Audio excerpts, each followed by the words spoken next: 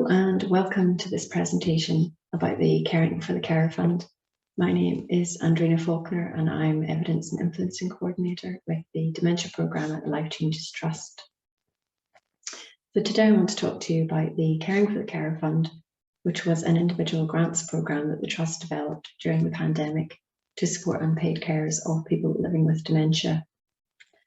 I'm just going to start with a little bit of background about the fund.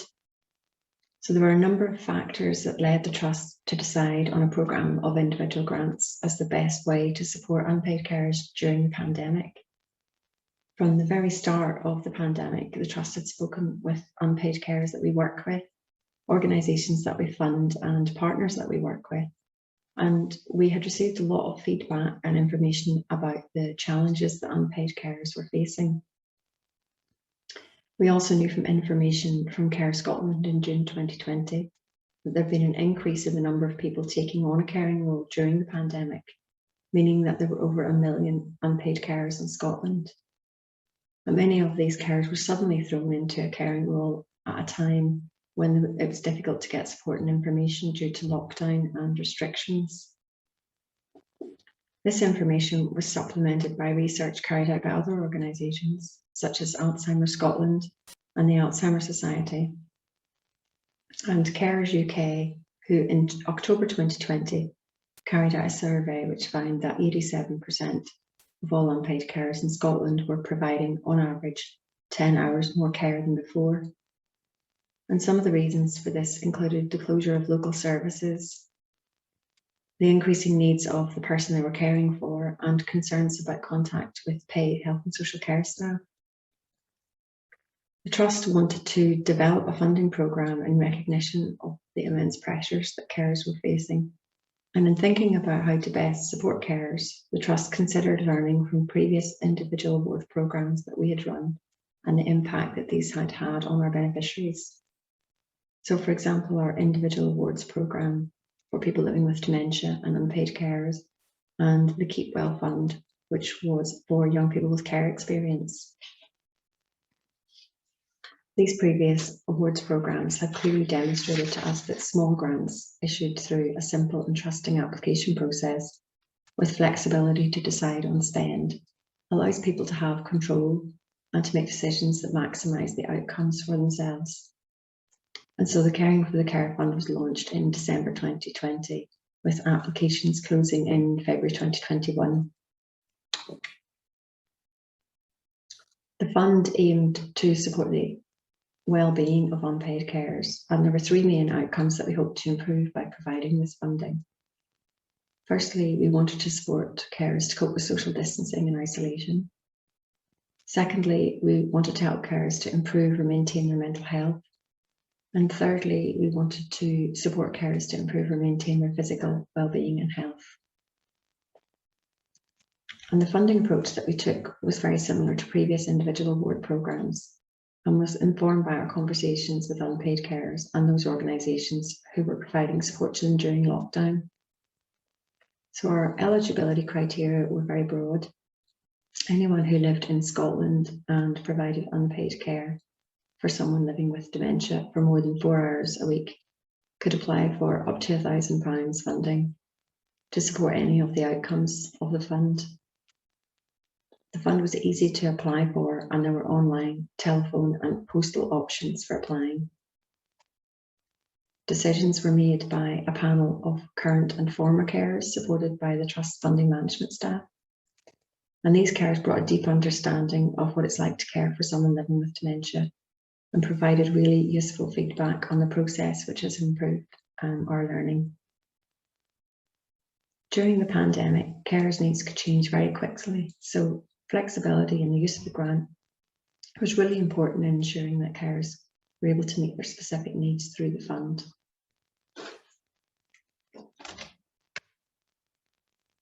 So we received 458 applications, and carers often applied for more than one item in their application. So overall, we had requests for 802 individual items. 88% of applications were successful, which meant that 402 applicants received funding. The total amount awarded was just over £301,000, and I should say at this point that the William Grant Foundation very kindly contributed £25,000 to this fund. Almost half of the applications were for the maximum amount of £1,000, but the average grant awarded was around £744. However, 35 applicants asked for less than £400, and in fact the lowest amount that a carer asked for was £45. So it doesn't always take huge sums of money to make a difference in someone's life. Our methodology for analysing the key challenges for carers and the impact of the fund was mainly qualitative. Carers provided a lot of detailed information about their current circumstances in their applications, which gave us a basis to establish the key challenges that they were facing.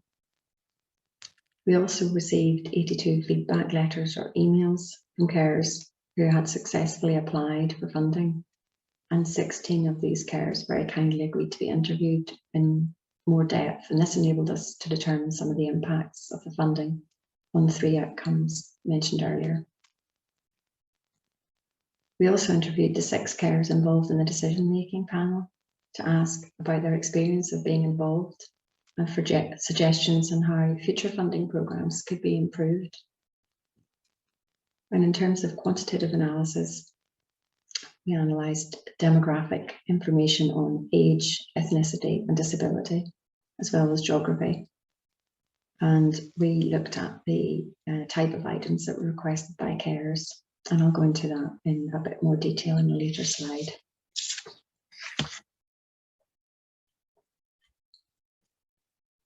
So every local authority area was represented in the applications, with the highest number of applications coming from Edinburgh City and Highland. Some areas with lower populations submitted relatively high numbers of application forms, and we think this is because the fund was promoted widely amongst the trust networks and our project partners, for example, our 40 dementia-friendly communities, which are across Scotland. Almost half of the applications were submitted by those aged between 60 and 79 years old. However, over a third of applications came from 45 to 59-year-olds who were potentially juggling working, a caring role, and homeschooling.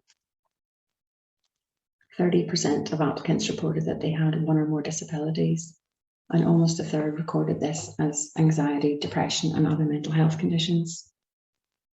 And almost 50% reported issues with mobility and functional movement. So many carers were also dealing with health issues themselves, in some cases quite significant health issues. Disappointingly, only 4% of applications were from people who listed a non-white ethnicity.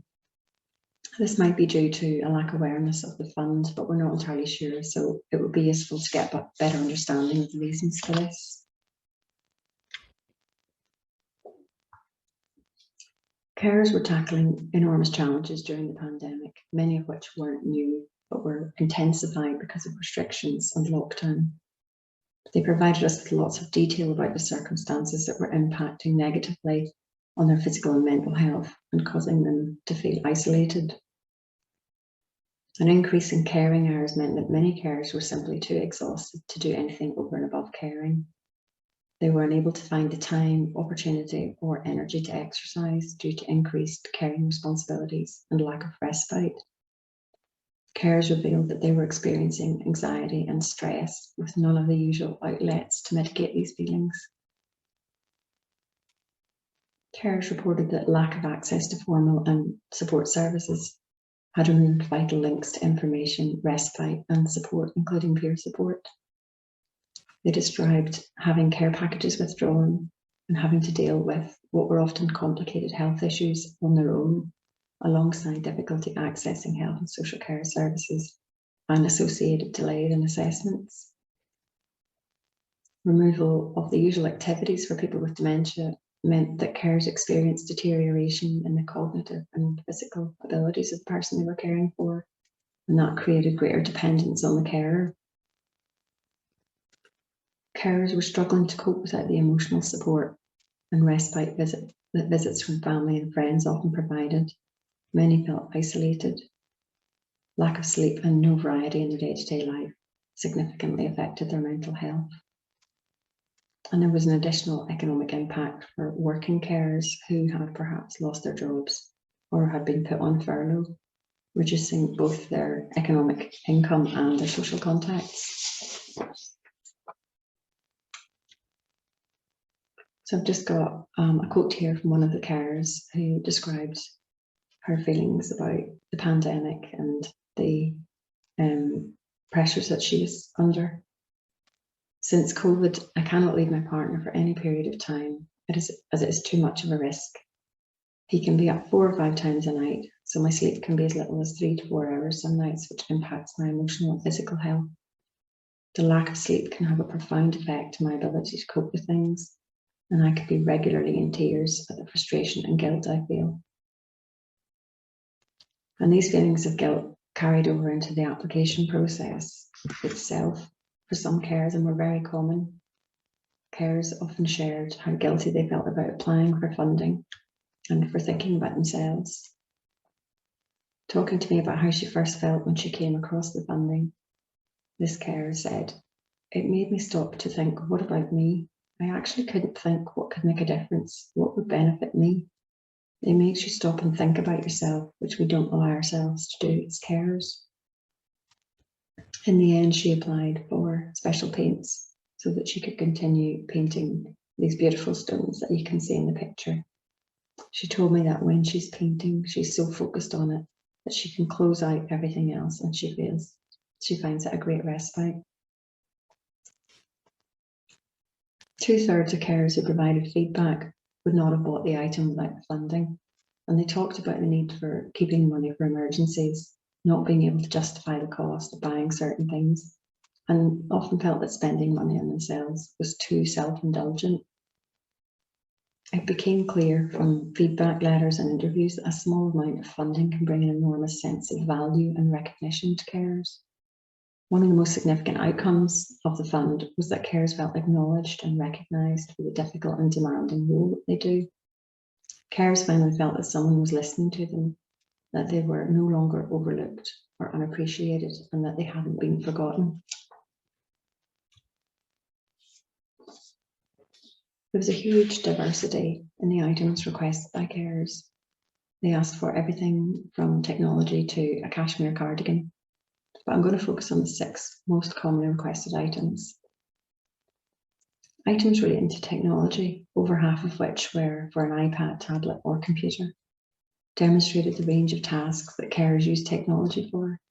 Things like online shopping, reordering prescriptions, attending virtual hospital appointments, and accessing resources.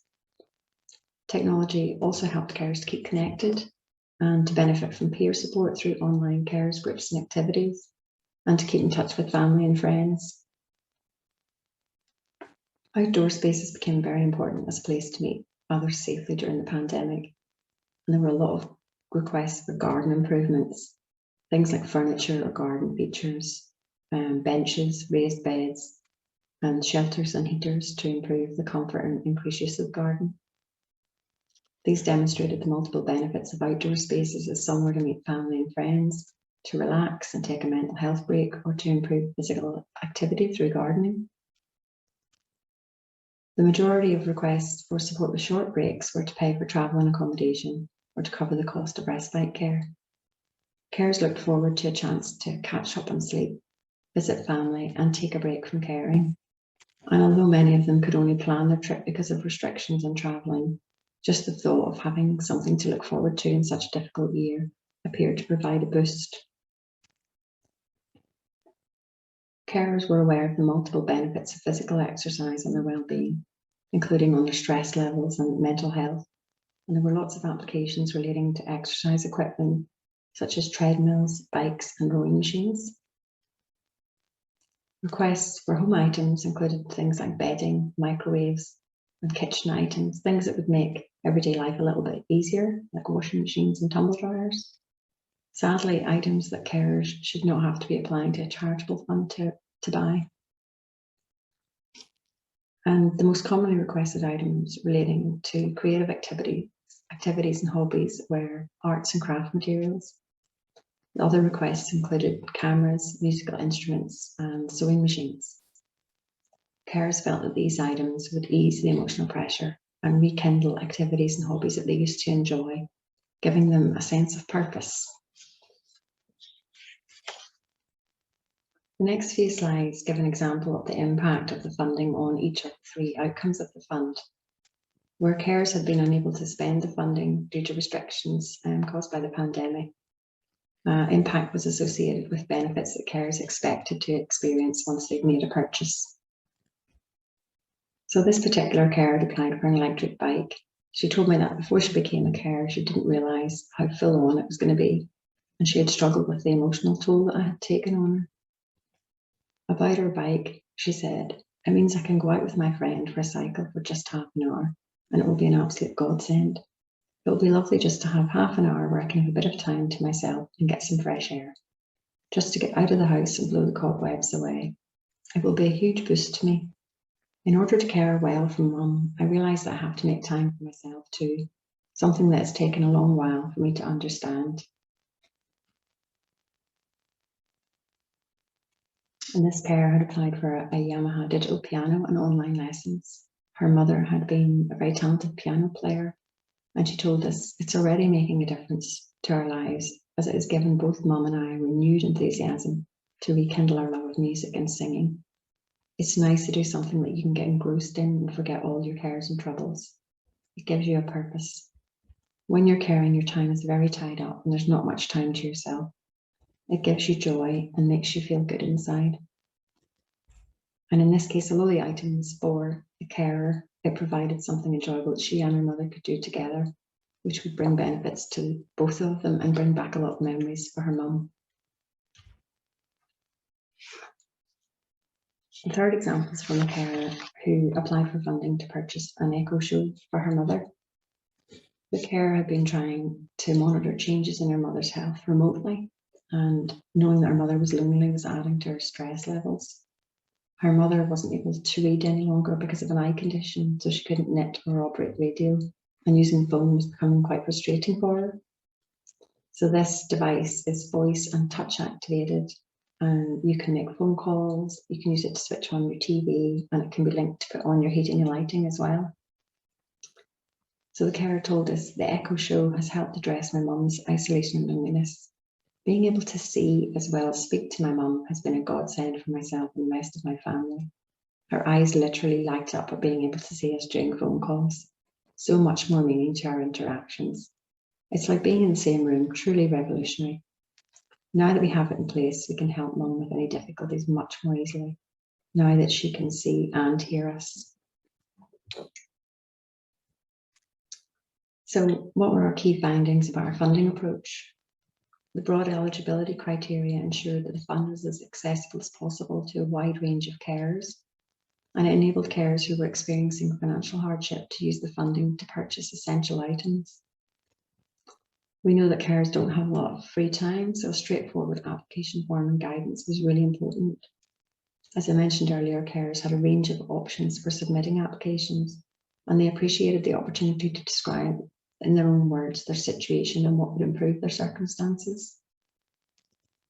The decision panel who assessed applications comprised current and former unpaid carers, and they brought deep knowledge and experience-based judgment to the process. Their advice was particularly helpful to trust staff when providing feedback to unsuccessful applicants. Flexibility was key, being able to change a funding request in light of changed circumstances, such as deterioration or death of the person they were caring for, was key to ensuring that carers were able to meet their specific needs. And the turnaround for payment of funds was quick and uncomplicated. Payment was made straight to the carer's bank account as quickly as possible, and successful applicants were not required to provide receipts or evidence of appropriate spend. And what were our findings around supporting unpaid carers of people with dementia during the pandemic? Although online support wasn't suitable for everyone, it became a lifeline for many carers during the pandemic. Ensuring that carers have access to funding and technology to enable them to stay connected is key to reducing social isolation and supporting mental health. But COVID restrictions made it clear how valuable face-to-face connections and peer support is for carers. So it's important that carers have the time and the space to foster these relationships, which help them to continue with their caring role and reduce feelings of social isolation. The impact of the Caring for the Care Fund demonstrates the importance of a flexible approach to funding, focused on outcomes and providing carers with access to what they most need to support them. A survey for the Health and Sport Committee at the Scottish Parliament in August 2020 found that even in the midst of a national health crisis, carers were not able to use personal budgets flexibly to buy additional equipment such as tablets or art supplies in lieu of workers being available, or to pay a family member when carers were not available. Flexibility in self-directed support payment would also enable carers to pay for regular health and wellbeing treatments, helping them to look after their own health and preventing them from reaching crisis point. We saw from applications for beds and white goods that many unpaid carers are struggling financially and are relying on funding from charity to buy essential items to support them in their caring role. As I said, 2/3 of carers who provided feedback would not have bought the item without the funding. There's some evidence that carers allowance supplements supported carers, but only a small proportion of these payments were made to carers aged 65 and over. And not everyone is eligible for carers allowance because it's means tested. Carers need to be given adequate financial support, and there needs to be better support to enable carers to remain in work if that is what they want to do. Carers need information, especially about their rights. Under the Carers Scotland Act, carers have a right to a personalised plan and the right to support to meet their eligible needs. Often carers who applied to the fund were unaware of how to access support and did not have an adult care support plan in place. And information needs to be easily accessible and in one place. Carers need post-diagnostic support, and not just for 1 year. There needs to be a broader approach to delivery of post-diagnostic support at the heart of communities, with collaboration between voluntary, statutory and community organisations. Dementia-friendly communities and meeting centres are examples of how this support can be delivered within communities, and you can find out more information about these approaches on the Trust's website. The Caring for the Care report is due to be published later today and will be available on our website. If you'd like to find out more, please feel free to contact me at the email address on screen. Thank you very much for listening.